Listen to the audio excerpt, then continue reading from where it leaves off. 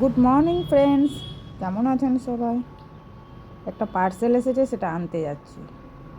ফ্লিপকার্টে অর্ডার করেছিলাম। পার্সেলটা খুবই অল্প দামের মধ্যে।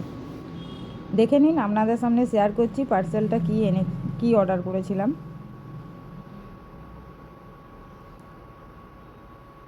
খুবই সুন্দর, খুবই গর্জিয়াস, অল্প দামের মধ্যে পার্সেলটা।